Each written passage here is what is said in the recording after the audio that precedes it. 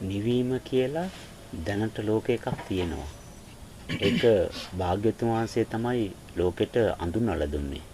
නිවීම කියලා එකක් තියෙනවා. ඒ නිවීම ප්‍රත්‍යක්ෂ කරගන්න මෙන්න මේ මාර්ග වැඩුවාම ඒක ප්‍රත්‍යක්ෂ වෙනවයි කියලා. නිවීම තියෙනවද කියලා කෙනෙකුට සැකහෙන්නේ එයා මිත්‍යා දෘෂ්ටියේ කියාම. ඒකේ ප්‍රශ්නය නිවීම කියලා ඇත්තටම එකක් තියෙනවද? ඒ කියන්නේ නිවීම කියලා එකක් තියෙනවද කියලාවත් Tamanට විශ්වාසයක් නැහැ. සැකයක් ඇති වෙලා. සෝතාපන්න කෙනෙක් එහෙම නැත්නම් සම්මාදිට්ඨි ශ්‍රාවකයෙකුට ඔළුවෙන් ඉටගෙන කවුරු හරි කිව්වත් නිර්වාණය කියලා එකක් නැහැ, පිරිනිවීම කියලා එකක් නැහැ කියලා කිව්වත් එයා විශ්වාස කරන්නේ නැහැ. ඇයි? අචල විශ්වාසයක්, සෙල්ලවෙන්නේ නැති ස්ථිර දැඩි විශ්වාසයක් තියෙනවා නිවීම කියලා එකක් තියෙනවා කියලා. ඒක තමයි සම්මාදිට්ඨිය. ඒ සැක එනවයි කියලා කියන්නේ එයා තුළ ඒ දිට්ඨිය නැහැ. ඒ කියන අවබෝධය නැහැ. ඒ නිසා තමයි නිවීම කියලා එකක් නැහැ. නිවන කියලා එකක් නැහැ. මේ ඉපදීම කියලා එකක් නැහැ. කර්ම කියලා එකක් නැහැ. එහෙම එක එකවට සැක එනවා යාට. ඒකෙන් භයානකම සැකේ තමයි ලෝකේ නිවනක් තියෙනවද නැද්ද කියන සැකය. ඒක භයානක සැකයක්.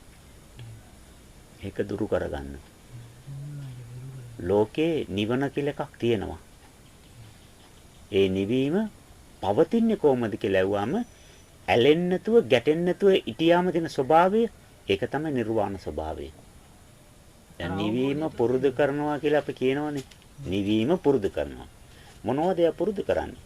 නිවීම නෙමෙයි. ඇලෙන්නේ නැතුව ගැටෙන්නේ නැතුව ඉන්න මනස පුරුදු කරනවා. ඒ ඇලීමක් ගැටීමක් නැත්තම් ඒක තුල කර්ම සැකසෙන්නේ නැහැ. එතකොට එයා කොහෙද ඉන්නේ? නිවනේ ඉන්නේ. පිරිනිවන් පාන්න කලින් රාතෙක් නිවීම තුල වැඩ සිටිනවා. හොඳට ආගන්න මේ වාක්‍යය. පිරිනිවන් පාන්න කලින් රාතෙක් නිවීම තුල වැඩ සිටිනවා. පිරිනිවන් පෑමේදී රාතෙක් නිවීම බවටපත් වෙනවා. පැහැදිලිද? පිරිනිවන් පානකම් රාතෙක් නිවීම තුල පවතිනවා. ඇයි? එයාට කර්ම හැදෙන්නේ දුක දැනෙන්නේ හැලීමක් ගැටීමක් නැහැ, බලාපොරොත්තු නැහැ. සියලු දේ තුලින් එයා සංසිඳෙනවා, සෑයීමටපත් වෙනවා. එතකොට කොහෙද ඉන්නේ? රාතෙක් පිරිනිවන් පානකම් නිවීම තුල පවතිනවා. පිරිනිවන් පෑමේදී රාතෙක් නිවීම බවටපත් වෙනවා. ජීවතුන් අතර ඉන්නවා නම් නිවීම තුල පැවැත්මක් තියෙනවා. නිවීම තුල පැවැත්මක්. ඒකට කර්ම හැදෙන්නේ නැහැ. නිවීමේ පැවැත්ම එක. රාතන් වංශල හැමෝම නිවීම තුල තමයි පවතින්නේ. අන්ත දෙකේ පවතින්නේ නැහැ. නිවීමේ පවතිනවා. ඒක තුල ඇලීම් ගැටීම් නැහැ. දැන් අපිට ආහාරයක් හම්බ වුණාම දෙල් කියලා අයින් කරනවනේ. ඇයි? උෂ්ණයි. බටු අනේ මේක වායු අයින් කරන. රාතේකට මොනවා තිබුණත් අයින් කරන්නේ නැහැ. ඇයි? ඒ මැලින් ගැටීමක් නැහැ. ඒ ඔක්කොම වළඳලා දාන. ඇඟිල්ල තිබුණ අවශ්‍ය නම් වළඳනවා. නැත්නම් ඒක අරන් පැත්තකින් තිබ්බ වැළඳුවා. අනේ ඇඟිල්ලක් හිටිය ඕජාව හරි ගඳයි මේ ඇඟිලි කුණු වෙලා තිබුණා. හරි ගඳයිනේ පලාතේ ඉන්න බෑනේ. ඒව මොකොත් ප්‍රශ්න නැහැ. ඒක අරන් තිබ්බ ඕන්නම් ඒ ඇඟිල්ල වැඩිච්ච තැන ටිකක් ගඳ තියෙන ඒ බත් ඇට ටික පොඩ්ඩක් අයින් කරලා තිබ්බා. තියලා අනිත් ටික වළඳනවා. එහෙම අදහසක් නැහැ. ඒකයි අර නිවීම තුල පවතිනවා කියලා කියන්නේ. ඒක බවටපත් වෙන්නේ නැහැ. තාම පණ තියෙනවනේ. ඒගොල්ලෝ භුක්ති විඳිනවා නිවීම. අවබෝධය කියන දෙකම එකයි නේද? අවබෝධය කියන්නේ වෙන එකක්, නිවීම කියන්නේ වෙන එකක්. දැන් නිවැරදි දැකීම කියන්නේ මොකක් හරි යත්නම් සාමාන්‍ය කියනවා අපි අවබෝධය කියන එක සෝතාපන්න කෙනාටත් තියෙනව නේද? සකු르දාගාමි කෙනාටත් තියෙනවා, අනාගාමි කෙනාටත් තියෙනවා. අවබෝධය පුතුජන කෙනාටත් තියෙනවා. එයාට සාපේක්ෂව. නිවීම කියන එක කාටද තියෙන්නේ? නිවීම කාටද තියෙන්නේ? හරියටම නිවීම දැනෙන රාතේකට. අනිත් අයට ඒ ප්‍රතිශත වලින් තමයි දැනෙන්නේ. ඇයි එයා තාම මේ මාර්ගය යන කෙනෙක්. එයා තාම මාර්ගය වඩමින් සිටින කෙනෙක්. කෙලෙස් ප්‍රවීණ වෙලා තියෙනවා. ඒ දුර වෙලා තින්නේ යම් ප්‍රමාණයක්. තව තියෙනවා. එහෙනම් එයාට සම්පූර්ණ නිවීම දැනෙන්නේ නැහැ. සම්පූර්ණ නිවීම හරියටම දන්නේ රාතේ. රාතේකට විතරයි හරියටම දැනෙන්නේ. සම්මාදිට්ඨිය කියන්නේ සම්මාදිට්ඨිය කියන්නේ සෝතාපන්න කෙනාගේ ඉඳලාම රාතන් වහන්සේ වෙනකම් සපච්චේක බුද්ධ වෙනකම් සම්මා සම්බුද්ධ වෙනකම්ම තියෙන දැක්ම. හැබැයි ඒ දැක්ම වෙනස්. දැන් තාත්තා කෙනෙක් දරුවෙකුට පුතේ දුවේ කියලා කතා කරනවා. සලකනවා. මොනවාරි ඉල්ලුවාම ඒක දෙනවා. කසාද බැඳලා දරුවෝ දෙන්නෙක් එක්ක ගෙදර ආවම තේම සලකනවද? තාත්තේ රුපියල් 500. ඉතින් මාත්‍යාගෙන් ඉල්ල ගන්නකො. ඉතින් මාත්‍යෙක් ඉන්නේ අම්බ කරන්නේ. ඉතින් පඩි හම්බෙනවනේ. පුතේ ඉතින් අපෙන් ඉල්ලලා අරියනවා බැඳලා පස්සේ. එදා එහෙම කිව්වේ නෑනේ. ඒ කියන්නේ යාගේ දැක්ම වෙනස්. එදා 500ක් පුතේ සාක්කුවෙන් ගන්න. සාක්කුවෙන් ගන්න කියනවා. දැන් ඇවිල්ලා ළමයි දෙන්නෙකුට ඇවිල්ලා තාත්තේ 500ක්. ඉතින් මාත්‍යා ඉතින් පඩි ගන්නව නේද පුතේ? ඉතින් බැඳලා පස්සේ මොකද්ද අපට කරදර කරන්නේ? ඉල්ල ගන්නකො. පුතා ඉල්ල ගන්න. පුතේ 500ක් දෙන්නකො දුවට. එයාගේ සාක්කුවෙන් දෙන්නේ නෑ. ඇයි? ඒ දැක්ම වෙනස්. එහෙනම් සම්මාදිට්ඨිය කියලා කියන්නේ නිවනට නිවැරදි දැක්ම. නමුත් ඒ දැක්ම ඵලෙන් ඵලයට වෙනස්. භාග්‍යතුන් වහන්සේට තියෙන්නේ සම්මාදිට්ඨිය. සෝතාපන්න කෙනාට තියෙන සම්මාදිට්ඨිය. හැබැයි සම්මාදිට්ඨි දෙක එක නෙමෙයි. එක වෙනස්. හැබැයි දෙන්නම නිවනට තමයි දැකලා තියෙන්නේ. නිවීම සම්බන්ධයෙන් තමයි දැක්ම තියෙන්නේ. නමුත් ඒ දැක්ම තුළ වෙනසක් තියෙනවා.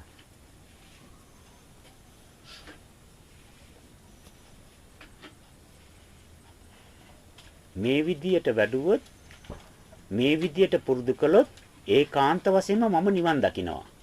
මේක සම්මාදිට්ඨිය. එයා කවුද? සෝතාපන්න සම්මාදිට්ඨි කෙනෙක්. මේ විදියට වැඩුවොත් මේ විදියට පුරුදු කරොත් නිවන් දකිනවා. හැබැයි මේ හැම දේ තුලම මේ ඒ වඩන හැම තැනම තියෙන දුක. හැබැයි අරයට තේරුණා මේක මේ විදියට වැඩුවොත් නිවන් දකිනවා කියලා. ඒ හැම තැනම තියෙන දුක කියලාත් එයාට තේරෙනවා. එයා කවුද? සකෝර්දාගාමි සම්මාදිට්ඨි කෙනෙක්. මේ ලෝකේ මොකවත් වඩන්න නැහැ. නිකම් වැඩෙනවා. හැම තැනම තියෙන එකම ධර්මතාවය. විශ්වයේ එක රිද්මයක් තියෙන්නේ. එකම ධර්මතාවයයි තියෙන්නේ. එකයි තියෙන්නේ මොකවත් නැහැ. චිත්තානුපස්සනාව. එතනින් යට මේ ලෝකෙ මොකවත්ම නැහැ. මේ කියන ඔක්කොම කතන්දර සම්මුති. එහෙම කියලා එකක් තේරෙනවා යාට. එයා කවුද? සම්මාදිට්ඨි අනාගාමි කෙනා. මේ ලෝකේ හැම තැනම හැම දේ තුලම තියෙන එකම සම්මාදිට්ඨියක්. මමත් ඒ සම්මාදිට්ඨියම කොටසක්. ඒක මං අඳුරගත්තේ නැහැ. එහෙනම් මම සම්මාදිට්ඨිය කියලා වෙනම එකක් මම නිවැරදි දැක්ම කියලා එකක් එව්වා. ඒ හම්බ වෙච්ච එක වැඩුවා. පුරුදු කළා.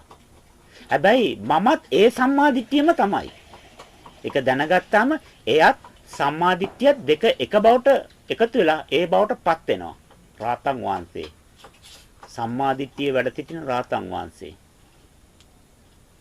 බලන්න ඒ හැමෝගම නිවනට නිවැරදි දැක්ම තිබුණා. නමුත් ඒ අවබෝධයන් වෙනස්. ඒ කට්ටිය ඒ නාම රූප වලින් ප්‍රත්‍යක්ෂ කරන ක්‍රමය වෙනස්. කෙනෙකුගේ සම්මාදිට්ඨිය තීරණය වෙන්නේ කුමක් පදනම් කරගෙනද? ගොඩාක් වේසෙන්න එපා. මේ ගොඩාක් වේසෙන්න එපා. රාට නිින්ද යන්නේ නැති වෙයි. කෙනෙකුගේ සම්මාදිට්ඨිය තීරණය වෙන්නේ කුමක් පදනම් කොටගෙනද?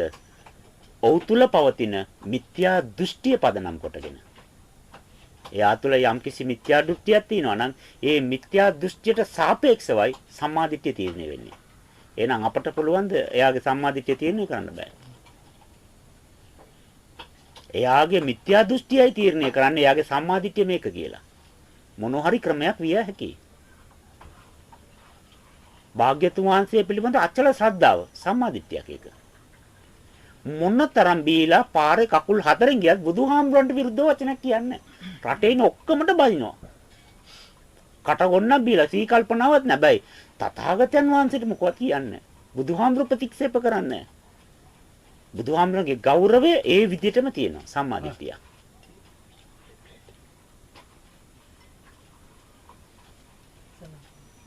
ලෝකේ හැමතැනම තියෙන දුකක් පමණයි කියලා එකක් දන්නවා. කොච්චර සැපට මොනවාරි දෙයක් දුන්නත් හොඳට කතා කරුවත් එයාට හොඳට මේ සතුටුදායක දේවල් කිව්වත් ඒක තුලත් එයා දුක් විඳිනවා. මොකද එයාගේ සම්මාදිට්ඨියක් ඒක. ඒ කියන්නේ යාට සතුටුදායක පණිවිඩයක් කිව්වට යාට සතුට දැනෙන්නේ නැත්තල කඳුළු. සපවත් දේවල් රසවත් දේවල් දුන්නට ඒ කනකොටත් යාට දුකයි. ඒ කියන්නේ ඒක යකින් ගලවන්න බෑ. සම්මාදිට්ඨිය. සම්මාදිට්ඨිය. තව සමහර අය ඉන්නවා මේ දානේ ගන්නකොට මේ කල්පනා කරනවා. මොකද්ද ස්වාමීනි කල්පනා කරන්නේ? බඩගින්න හේතුව නිසා මේ දානේ වළඳනවා. බලන්න හේතුඵල දාන. තංකෝප්ප ගත්ත ගමන් පිපාසය හේතුව නිසා පැම් වළඳනවා. දානසාලට වඩිනකොට කල්පනා කරනවා. ආහාර ගැනීමේ හේතුව නිසා දානසාලට වඩින අර හේතුව නිසා මේ ඵලය. හැමතැන මේක දකිනවා. ඒක යකින් අයින් කරන්න බෑ. ඒක කයේ කොටසක් වාගේ. ඇටකටු අයින් කරන්න පුළුවන්ද බෑ. ඒ වගේ දිට්ඨිය අයින් කරන්න බෑ. සම්මා දිට්ඨිය කියන්නේ ඒ වගේ එකක්. ඒක එයා තුල පවතින මිත්‍යා දෘෂ්ටියට සාපේක්ෂව. ඒ මිත්‍යාට සාපේක්ෂව නිර්මාණය වෙන එකක්. ඒ මිත්‍යාව තමයි තීරණය කරන්නේ. එයාගේ සම්මා දෘෂ්ටිය මොනවද කියන එක. කෙනෙකුට ඒක තීරණය කරන්න බෑ. සංසාරේ අපි වඩන්නේ මොනවද? පුරුදු කරන්නේ මොනවද? මොන වගේ දෙයක්ද අපි ගවේෂණය කළේ? අන්න ඒ හේතු නිසා තමයි මේ මිත්‍යා දෘෂ්ටිය තීරණය වෙන්නේ. ඒ මිත්‍යා දෘෂ්ටියට සාපේක්ෂව තමයි සම්මාව තීරණය වෙන්නේ. ඒ සම්මාවට සාපේක්ෂව තමයි යාගේ නිවීම තීරණය වෙන්නේ. වෙන මොනවද පැහැදිලි කරගන්න ඕනේ? දෙකක් මම හොනත්තු කරුවා ඒ දෙකම ලෝක එකක් කියලා. කරවලේ යනකොට සිත කැළඹෙනවා. සර්පේ කිඳි කුණ කට්ටේ පෑගේ පොළඟේ දගරේ ගාගෙන ඉඳි. එම සැකයක් තියෙනවා, බයක් තියෙනවා. හරියට සිත කම්පා වෙන බයයි. කොයි වෙලේ කැළඹිච්ච ස්වභාවයෙන් ඉන්නේ. ටෝච් එක ගාගෙන යනකොට කිසිම සැකයක් නැහැ, කිසිම බයක් නැහැ. හරි විවේකයෙන් යනවා. සිත කැළඹෙන්නේ නැහැ. එහෙනම් ටෝච් එක තුලත් ඒ නිවීම තියෙනවා. ඒ නිවීම තියෙනවා. ඒ නිවීම තුල පවතිනවා. වචනය කතා කරනකොට අපිත් නිවෙන්න ඕනේ. ඒ වචන ඇයෙන කට්ටියත් නිවෙන්න ඕනේ. කට තියෙනවා අපට. කට තියෙනවා. භාෂාවකුත් දන්නවා. එහෙනම් ඕන එක කතා කරන්න පුළුවන්ද? එහෙම කතා කරන්න බෑ. එහෙම කතා කරන්න පුළුවන් පුදුජනයිටනේ. බුදුන් සරණ යන්න තීරණය කරපු කෙනෙක්, භාග්‍යතුන් වහන්සේගේ මානකම ගත්ත කෙනෙක්, දුක නිවා ගන්න පැවිදිකම දෙන්නයි කියලා පොරොන්දු වෙලා කරපටිය බැඳගත්ත කෙනෙකුට එහෙම කතා කරන්න බෑ. එයා කතා කරන්න ඕනේ අනිත් අයගේ සිත සුව පිණිස. තමන්ගේ සිත සුව පිණිස. ඒකට සම්මා වාචාව කියලා කියනවා. එහෙම භාග්‍යතුන් වහන්සේගේ සරණ යන කෙනෙකුට ඕන විදිහට ඇසිරෙන්න බෑ. එහෙම ඇසිරෙන්න බෑ. විනය තියෙනවා, ඇවත් තියෙනවා, සිල් තියෙනවා. ඒවට ගැළපෙන විදිහට යාගේ චරිතය තියෙන්න ඕනේ. මේම ඇවිදින්න ඕනේ, මේම සිවුරු පොරවන්න ඕනේ, මේම ඉඳ ගන්න ඕනේ, මේම නැගිටින්න ඕනේ, මේම ගමන් කරන්න ඕනේ, මේ විදිහට වළඳන්න ඕනේ, මේම සැතපෙන්න ඕනේ. ඔක්කොමද ක්‍රම තියෙනවා. ඒක පිළිපදින්න වෙනවා. කම්මන්තය වායාමයේ කියලා කියන්නේ ඒකට. දැන් පුදුජන ලෝකයට මොනවාරි කියනකොටත් ඒගොල්ලෝ කතා කරනවානේ. තර්ක කරනවා, විවාද කරනවා, নানা ප්‍රකාර කරුණු ඉදිරිපත් කරනවා. හැබැයි බුදුන් සරණ යන කෙනෙකුට එහෙම කරන්න බෑ. ඒක මනාකොට ශ්‍රවණය කරලා, තේරුම් අරගෙන, තේරුම් ගත්ත දේ එයාට කියන්න අවසර අරගෙන ඒක ප්‍රකාශ කරන්න ඕනේ. එහෙම ක්‍රමයක් අදලා තිනවා. සම්මා සෝතේ කියලා කියනවා ඒකට. හැම මොහොතේම 100න් ඉන්න ඕනේ. එයාට බෑ අර කට්ටිය වගේ 80න් ඉන්න. හැම මොහොතේම 100න් ඉන්න ඕනේ. හතර ඉරියව්වෙන් තමන්ගේ අංග චලන, තමන්ගේ ඉරියව්, තමන්ගේ ජීවන රටාව, ඒ මොනවද කරන්නේ, ඒ පිළිබඳ ඔක්කොම 100 තියෙන්න ඕනේ. සම්මා සතිය.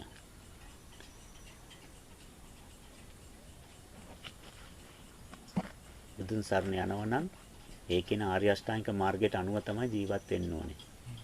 එහෙම නැත්නම් එයා බුදුන් සරණ යන කෙනෙක් නෙමෙයි. ඒකෙන් තමයි හොයාගන්නේ මෙයා භාග්‍යතුන් වහන්සේගේ සරණ යන කෙනෙක් කියලා.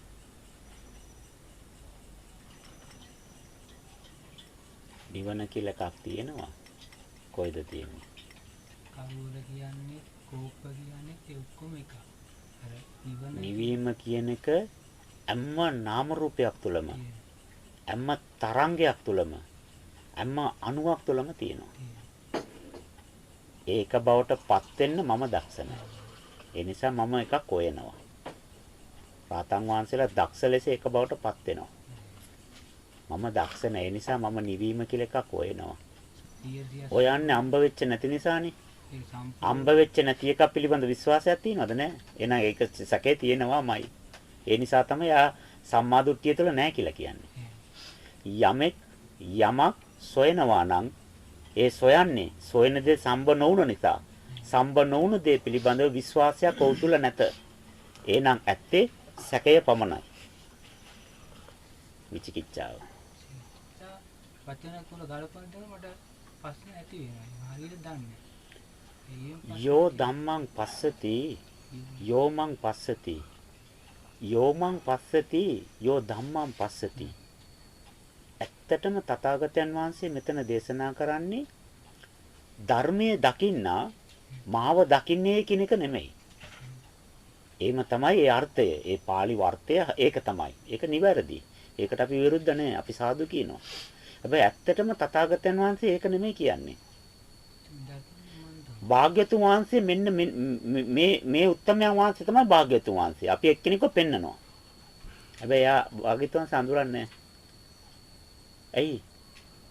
භාග්‍යතුන් වහන්සේ අඳුර ගන්න නම් එයා මේකින චතුරාර්ය සත්‍ය අඳුරන්න ඕනේ. මේකින පටිච්ච සමුප්පාදය තේරුම් ගන්න ඕනේ. මේකින ආර්ය අෂ්ටාංගික මාර්ගය තේරුම් ගන්න ඕනේ. මේකින සතර සටිපට්ඨානය අවබෝධ කරගන්න ඕනේ. එතකොටලු බුදුහාමුදුර කවුද කියන එක තේරෙන්නේ. දැන් ලෝකේ පොලිසිය කියලා එකක් නැහැ. අපි දන්නේ එක පාටම ටීම් එකක් එනවා. කණ්ඩායමක් එනවා. අපි කියන පුතේ මේ පොලිසිය. එයා hina වෙනවා. ඇයි? පොලිසිය කියන්නේ වැරදි කරපු මිනිස්සු අල්ලාගෙන ගිහලා උසාවි දාන කට්ටිය, දඬුවම් කරන කට්ටිය. පොලිසිය කියන්නේ අපරාධ වළක්වන කට්ටිය, ආරක්ෂාව සපයන කට්ටිය. ප්‍රශ්න ගැටළු වලට මැදිහත් වෙලා දඬුවම් ලබා දෙන කට්ටිය. මෙන්න මේ කර්ම එකක්වත් එයා දන්නේ නැහැ. බය හිතෙනවද? නැහැ. එයාට පොලිසිය කියලා කියවම වෙනසක් වෙන නැහැ. එයා සාමාන්‍ය කෙනෙක්. ඇයි? අර කරුණු ටික දන්නේ නැහැ. එන ඒ කරුණු ටික දැනගත්තාම මිනිස්සෙක් වරද්දක් කරන පොඩ්ඩක් අයින් වෙන පොලිසියෙන් එනවා කියලා. ඇයි? ඒ වරදට ඒක ගැලපෙන්නේ නැහැ. රණ්ඩු කරගෙන ඉන්නකොට කියනවා මේ පොඩ්ඩක් නවත පොලිසියෙන් එනවා. ඇයි? පොලිසියෙන් ආවත් ඒ දෙන්නම අල්ලන් ගිහලා කූඩු කරනවා. ඇයි? මාපාරේ රණ්ඩු කරන්න බෑ. මිනිසුන්ට කරදරයි. ඒ කට්ටියට අග්ගල ඒක සමාදාන වෙනවා. ඇයි? අර පොලිසිය කියන්නේ මොකද්ද කියන එක දන්නවා. එහෙනම් යෝ ධම්මං පස්සති යෝමං පස්සති කියලා කියනකොට යමෙක් මේ ධර්මයේ දැක්කොත් එයාට භාග්‍යතුන් වහන්සේ කියන්නේ කොයි වගේද? උන්වහන්සේගේ උස පළල කොච්චරද? උන්වහන්සේගේ තේජස කොච්චරද? උන්වහන්සේගේ පාරමිතාව කොයි වගේද? මා කරුණාව කොයි වගේද? මේ හැම දෙයක්ම යට වැටෙන්න පටන් ගන්නවා. එතකොටලු එයා බුදුහාමුදුර හරියට දකින්නේ.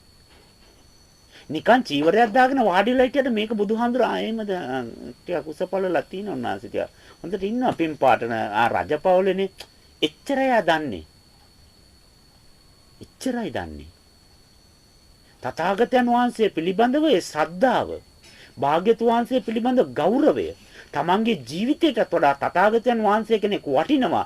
මේ මුළු විශ්වයටම උන්වහන්සේ ආශිර්වාද මේ කරුණ ටික දැනෙන්නේ කොහොමද? ඒ කියන ධර්මයේ හරියට දැක්කොත් විතරයි ඒක තේරෙන්නේ. එහෙනම් කොච්චර භාග්‍යතුන් වහන්සේ අඳුනගත්තත් මේ භාග්‍යතුන් වහන්සේ කියලා කවුරුයට අඳුනලා දුන්නත් එයාට ඒ අඳුනලා දීපු නිසා අඳුර ගන්න මේ භාග්‍යතුන් වහන්සේ කියලා. හැබැයි අරියට දකින්නේ කවදද? භාග්‍යතුන් වහන්සේගේ ධර්මය කවදද එයාට ප්‍රත්‍යක්ෂ වෙන්නේ? ඒ ධර්මය කවදද එයා තේරුම් ගන්නෙ? එදාටලු භාග්‍යතුන් වහන්සේ කියන්නේ මෙන්න මේ වගේ කෙනෙක්. මේ වගේ චරිතයක්, මේ වගේ ගැඹීර මේ ගතිගුණ වලින් පරිපූර්ණ වෙච්ච කෙනෙක්. මේ වගේ කරුණාවක් තියෙන කෙනෙක්. ලෝක සත්‍ය වෙනුවෙන් මේ වගේ පාරමී පුරපු කෙනෙක්. එතකොටල බුදුහාමුදුරන්ගේ උසපළල හරියට පේන්නේ. එනම් භාග්‍යතුන් වහන්සේ කොහෙද ඉන්නේ? මන් තුල. මම වඩන මාර්ගය තුල. මගේ අවබෝධය තුල. භෞතික තථාගතයන් වහන්සේ 2600ට කලින් පිරිනිවන් පෑවා. 2600ක් වෙලත් අදත් බෞද්ධයන් බුදුහාමුදුර අඳුරන්නේ. බුදුහාමුදුර හඳුරනව නම් සම්මාදම එක්කන් යයිද? බුදුහාමුදුර හඳුරනව නම් බුදුහාමුදුරන්ට කලින් දානේ වළඳයිද? බුදුහාමුදුර හඳුරනව නම් ඒ දස සීලය කඩලා ඒ වැරදි වැඩ කරයිද? ඒ කියන්නේ බුදුහාමුදුර හඳුරන්නේ නැහැ කියන එකනේ. එහෙනම් අදටත් 2600ක් ගෙල්ලත් තාම භාග්‍යතුන් වහන්සේ අරියට හඳුරන්නේ නැහැ. ඇයි? ඒගොල්ලේ ධර්මය හඳුරන්නේ නැහැ. සසර දුක හඳුරන්නේ නැහැ. හේතුඵල ධම්ම හඳුරන්නේ නැහැ. හැමදේම අනිත්‍යයි කියලා හඳුරන්නේ නැහැ. ලෝකේ කිසිම දෙයක් පවතින්නේ නැහැ කියන එක දන්නේ නැහැ. ඒ නිසා බුදුහාමුදුර හඳුරන්නේ නැහැ. මේ තමයි භාග්‍යතුන් වහන්සේ. එහෙම කිව්වට ඒක හඳුනාගත් එකක් නෙමෙයි. සැබෑ බුදුහාමුදුරේ ඒගොල්ලෝ අඳුරන්නේ නැහැ. ඒ වචනේ සැබෑ අර්ථය ඒක. යම් කිසි කෙනෙක් තථාගතයන් වහන්සේම නැත්නම් භාග්‍යතුන් වහන්සේ දැනගන්න අවශ්‍ය නම් අඳුනගන්න අවශ්‍ය නම් එයා ඉස්සෙල්ලාම කරන්න ඕනේ ඒ භාග්‍යතුන් වහන්සේ දේශනා කරපු සද්ධර්මය ප්‍රත්‍යක්ෂ කරන්න ඕනේ. තමන් තුළින් වඩලා පුරුදු කරලා ප්‍රත්‍යක්ෂ කරන්න ඕනේ. ඒ ප්‍රත්‍යක්ෂ වෙනකොටලු භාග්‍යතුන් වහන්සේගේ නියම ස්වરૂපයට පේන්නේ. එතකොටලු පේන්නේ. එතකම් පේන්නේ නැහැ. එතකම් පේන්නේ වෙන එකක්. ඒ නිසා තියෙන්නෙම අනිත්‍ය ඒක ගැන එච්චර මේක නැති නිසා ඒක පවත්වන්න උත්සාහ කිරීම නිසා නිට්ටයයි කියලා එකක් තියෙනවා. ඒක තියෙන්නේත් මේ කොහෙවත් නෙවෙයි මේ විඳීම තුල. ඒක ඇහෙන් රූපයක් දැක්කොත් ඒ විඳීම තුලත් ඒකමයි අර අපිට දැනෙන සංඥා සංකාර වල තමයි ඒක තියෙන්නේ කියලා එහෙම එකක් මම ආස්මතු නිවැරදි. අනිත්‍ය ධර්මතාවය මේ ලෝකේ හැම නාම රූපයක් තුළම තියෙනවා.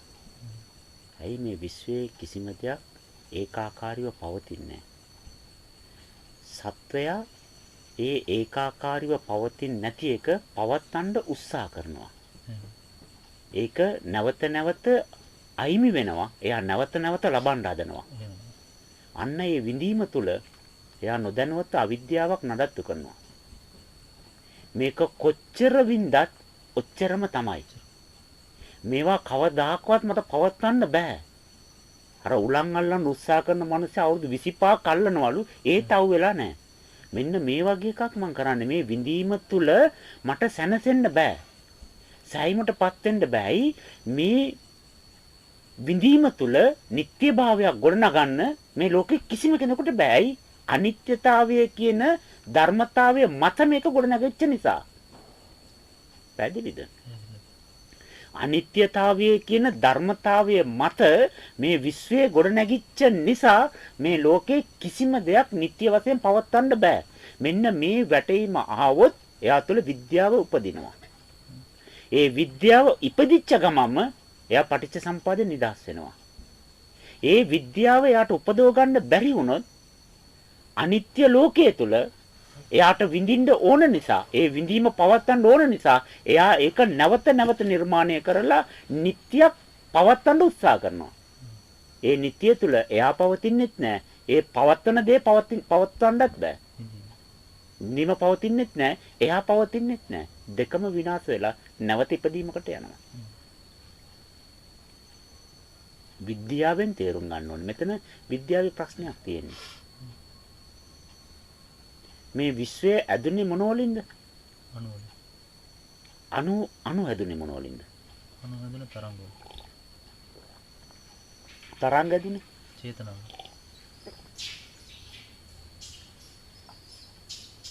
චේතනාව ඇදුනේ කර්මය. කර්මය ඇදුනේ සංස්කාර. සංස්කාර ඇදුනේ මොනවලින්ද? අවිද්‍යාව. අවිද්‍යාව ඇදුනේ මොනවලින්ද? මම උදව් කරන්න. විද්‍යාවෙන්. විද්‍යාව ඇදුනේ මොනවලින්ද? අවිද්‍යාව. අවිද්‍යාව ඇදුනේ මොනවලින්ද? විද්‍යාව ඇදුනේ මොනවලින්ද? අවිද්‍යාව. විද්‍යාවයි අවිද්‍යාවයි දෙකම ඇදුනේ මොනවලින්ද? නිවීමෙන්. නිර්වාණයෙන් තමයි මේ දෙකම බී වෙලා තියෙන්නේ. ඒ නිසා තමයි විද්‍යාව අවිද්‍යාව දෙක නිරෝධ කළාම නැවත එතනට යන්නේ. දැන් නිවීම කියලා කියන්නේ මොනවද? නිරෝධය නේද? නිරෝධය. එතකොට මේ නිරෝධයට සාපේක්ෂව මොනවද තියෙන්න ඕනේ? අනිත් පැත්තේ. පැවැත්මනේ. එහෙනම් ඇලීම් ගැටීම් තමයි තියෙන්නේ. නිවනට සාපේක්ෂව ඇදිලා තියෙන්නේ. එහෙනම් කිසිම දෙයක් නිවන නැහැනේ. කිසිම දෙයක් නිවන නැහැනේ. නිවන කිසිම දෙයක්. එහෙනම් නොපැවැත්ම තුලින් නේද පැවැත්ම කටාරන් තියෙන්නේ. නොපැවැත්මට සාපේක්ෂව. පිරිනිවෙන කට්ටිය හැමෝටම පැවැත්මක් තියනවද? නැහැ. රාතේකට පැවැත්මක් තියනවද? බුදුහාමුදුරන්ට පැවැත්මක් තියනවද? නැහැ. විශ්වාසයිනේ. විශ්වාසයි. හරි. එහෙනම් නිවීම තුල පැවැත්මක් නැහැ. නිවීමට සාපේක්ෂව නම් මේ පල්ලෙයා තියෙන ඔක්කොම පවතින්නේ. ඒකට පැවැත්මක් තියනවද? ඒකට පැවැත්ම. ඒ නිසා තමයි මේක පවත්වන්න බැරි. වයසට යන එක නවත්තන්න බෑ. ලෙඩ වෙන එක නවත්තන්න බෑ. පරණ වෙන එක නවත්තන්න බෑ. සතුට දැන් සතුටක් දැන ඒ සතුට අපිට ස්ථිර වශයෙන් තියාගන්න පුළුවන් බෑ. එටානේ දැනකොට හඬනවා. මිතුරුකම පවත්වන්න පුළුවන් නෑ. විරසක වෙනවා, තරහ වෙනවා, අමනාප වෙනවා, මූණ අරෝගෙන යනවා. ඒක පවතින්නේ නෑ. ඇයි? කිසිම පැවැත්මක් නැති නිර්වාණයට සාපේක්ෂව අටගත් ධර්මතාවයන් හැම එකක්ම පැවැත්මක් නැති එකට සාපේක්ෂව නේ. එහෙනම් මේවා එකක්වත් පවතින්නේ නැහැ. ඇයි? මේවා පැවතුනොත් අරක පවතින්නේ නැහැ. අරක කිසිම පැවැත්මක් නැතුව ඇති වෙච්ච නිසා මේක පවතිනවා. හැබැයි මේක පැවතුනොත් නිවන පවතින්නේ නැහැ. ඒ නිසා මේ එකක්වත් පවතින්නේ නැහැ. මේක තමයි අනිත්‍ය ධර්මතාවයේ අභිරහස. ඔතනදී නිවනටම අනිත්‍ය කියලා ගත්තා. නොපැවැත්මනේ. නොපැවැත් නිවන කියන නොපැවැත්මක් මොකවත්ම නැහැ. මේ දේශනාවේ ඔබ වහන්සේ මට අර තියෙන උදාහරණ තමයි ඔබට අනුගමනය කියන්නේ. ස්ථීර වශයෙන්ම අඳුර තියෙන නිසා මේ ලයිට් එක පේනවා. ඒක දේශනාවේ කියපු එක. එහෙම. ඔබ වහන්සේට වෙන එකක් කියන්නේ නැත. එහෙම. ස්ථීර වශයෙන්ම හඳුර පවතින නිසා ඒ හේතුවෙන් එළිය පවතිනවා. ඒ එළිය පවතින නිසාම ඒ හේතුවෙන් අඳුර පැවතෙනවා. එහෙම. බලන්න ස්ථීර වශයෙන්ම අඳුර පවතින නිසා ඒකට සාපේක්ෂව එළිය පවතිනවා. ඒ එළිය පවතින නිසා ඒ හේතුවෙන් අඳුර පැවතෙනවා. ඒ අඳුර නඩත්තු වෙනවා. තවත් සරල කරමුකෝ. ඒක පවතින නිසා අඳුර පවතින නිසා එළිය පැවතෙනවා. හැබැයි එළිය පැවතෙන නිසාම ඒ හේතුවෙන් අඳුර පවතිනවා. එයා නඩත් වෙන්නේ ඒකෙන්. එළිය නිසානේ අඳුර නඩත් වෙන්නේ. නැත්නම් අඳුරක් නඩත් වෙන්නේ කොහොමද? මේවා එකින් එකට බැඳිලා තියෙන්නේ. ලෝකේ දුක දන්නේ නැති කෙනෙකුට සැපක් අඳුරන්න පුළුවන්ද අපිට බෑ. එයා අඳුරන්නේ මොන? එයා කියන මේ මොනවද? ඉතින් අපි විලෝක කියන. එයා hina වෙන්නේ නැහැ. එයා hinai. එයාට දැනෙන්නේ නැහැ. රසවත් ආහාරය දෙන කාලනිකා ඉන්නවා. දැනෙන්නේ නැයි. එයාට දුක දැනෙලා නැහැ. එින්ද එයාට සැප දන්නන්න බෑ. එහෙනම් සැප දැනෙනවන යම් කිසි කෙනෙකුට ඒ දැනෙන්නේ එයා විඳපු දුකට සාපේක්ෂව.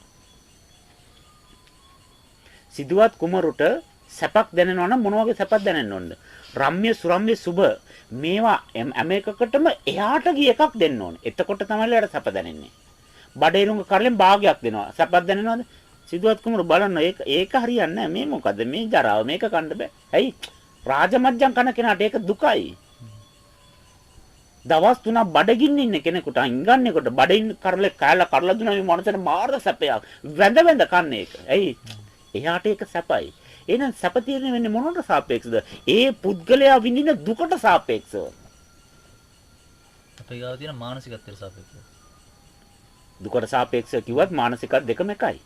එයා විඳින දුක එහෙම නැත්නම් එයා තුළ දුක කියලා පවතින මානසිකත්වයට සාපේක්ෂව තමයි සැප తీරණය වෙන්නේ. ඒක අපිට තීරණය කරන්න බෑ. එයා කොච්චර දුක් විඳලා තියනද මොන වගේ දුක සම්බන්ධයෙන් එයා ඉන්නවද මානසිකත්වයේ ඒකට සාපේක්ෂව තමයි ඒක දැනෙන්නේ. අපිට ඒක දන්නන්න බෑ. ඒක එයා තීරණය කරන්න ඕන එකක්. තව එකක් තමයි අපි හඳුනන්නේ මේ ඒක පුරුදු කරගෙන යනකොට හරියනවා. හැම ධර්මතාවයක්ම ගොඩාක් අයට ਸਰව සම්පූර්ණ තේරිලා නැහැ. ඒක ගොඩාක් ප්‍රඥාවන්ත අයට හොඳට තේරෙනවා. එහෙම නැත්නම් ක්‍රමානුකූලව ඒක තේරෙන්නේ. සිදුවත් මාබෝසතරන් වහන්සේටත් ওই කතන්දරේ තේරෙන්න අවුරුදු 6ක් ගියානේ. එච්චර පාරමී පිරීලා ඒකාන්ත වශයෙන්ම බුදු වෙනවා. ඒත් අවුරුදු 6ක් ගියා ඒක තේරුම් ගන්න. සැප විඳලා බැලුවා. ධම්මසුරම්මේ සුබවල නිවීමක් තිබුණේ නැහැ නේ. ඒකනේ කලකිරුනේ. එතකොට ඇවිල්ලා Tamanට තේරෙන්න ඕනේ මේ සැප කියන දේ තුල නැත්තම් දුක කියන එක විඳින්න ඕනේ ඒක තුල නැහැමනේ. අන්ත දෙකක් නෙමේක. එහෙනම් සැප වින්දා හොඳට කාලා බීලා හොඳට හිටියා. නමුත් මේ සැප තුල මට ඒ කියන එක ප්‍රත්‍යක්ෂ වුන්නේ නැහැ. ඒ නිසා කලකිරලා ආවේ. එහෙනම් දුක තුලත් මේක අනිවාර්යෙන් තියෙන්න බෑනේ. තියෙන්න බෑ. අම්මා ළඟ ගතිගුණ නැත්තම් තාත්තා ළඟ ගතිගුණ තියෙන්න පුළුවන්ද? අම්මා ළඟ ගතිගුණ නැත්තම් තාත්තා ළඟ ගතිගුණ තියෙන්න පුළුවන්. ඇයි ඒ? එහෙම තාත්තා ළඟ ගතිගුණ තිබුණොත් අම්මට තාත්තා වරොත්තු දෙන්නේ නැහනේ. තාත්තා ළඟ නැති ගතිගුණ අම්මා ළඟ තිබුණොත් අම්මට තාත්තා වරොත්තු දෙන්න කොහොමද වෙනවනේ. දෙන්න ජාඩියට මූඩිය වගේ සෙට් වෙන්නේ දෙන්නගේ ගතිගුණ ඇඩ්ජස්ට් වෙලා යන නිසානේ. එකතු වෙන නිසානේ. එහෙනම් දෙන්නගෙම එක වාගේ නේද ගුණ තියෙන්න ඕනේ. එහෙනම් සැප තුල ඒ කාමයේ තුල ඒ සුඛයේ තුල මට යමක් ප්‍රත්‍යක්ෂ වුන්නේ නැහැ කියලා කියන්නේ. එහෙනම් ඒක අනිත්‍යන්තේ දුකේ තුලත් මට ඒක ප්‍රත්‍යක්ෂ වෙන්නේ නැහැ. ඇයි දෙකම අන්ත දෙක දෙකම එකමයි. මේකෙත් තියෙන්නේ විඳීමක්. මේකේ තියෙන්නේ විඳවීමක්. විඳෙව්වත් විඳත් දෙකම එකයිනේ. ඒක තේරෙන්න අවුරුදු 6ක් ගියා. පස්සේ තමයිල තේරෙන්නේ එන රම්ම්‍ය සුරම්ම්‍ය සුබවල නැහැ. සැපේ නැහැ. හරි මාස දැන් අවුරුදු ගාණක් දුක් විඳන්නේ කණ්ඩ බොණ්ඩත් නැහැ. බඩ හත ගානකොට කොඳුයට පේලියම් වෙන්නේ. එහෙනම් මේක තුලත් නැහැ. එහෙනම් මේ දෙකම නැති එකක් තියෙන්න ඕනේ. එහෙනම් දෙකටම අහුවෙන්නේ නැති එකක් තියෙන්න ඕනේ. එතකොටලු මධ්‍යම ප්‍රතිපදාව වැටුනේ. භාග්‍යතුන් වහන්සේගේ අවුරුදු 6ක ඒ පාරමී එහෙම නැත්නම් ඒ භාවනා යෝගී උන්වහන්සේ කමඨාන් වඩපු ඒ කාලයේ පවා අපට ධර්මයක් තමයි. ඒකත් අපට කමඨානක් තමයි. උන්වහන්සේ හැම මොහොතක් තුළින්ම ලෝකයට ආදර්ශයක් දීලා තිනවා. සමහර දේවල් තිනවා අපට මේ භාග්‍යතුන් වහන්සේගේ ඒ චරිත වලින් ගත්තාම ඒක ටග්ගල වැටෙනවා. පොඩි සරල කරුණු ටග්ගල වැටෙනවා. ඒ කමඨාන වඩනකොට ඒ විදිහට ඒක අත්දැක බලන්න පුළුවන්. ගවේෂණය කරන්න පුළුවන්. එහෙම කළාට ඒක වරදක් නෙමෙයි. අපේ නිවීම වෙනුවෙන් යම් යම් දේවල් පුරුදු කළාට ඒක වරදක් නෙමෙයි. අපේ නිවෙන්න ඕනේ. ඒක ගමනේ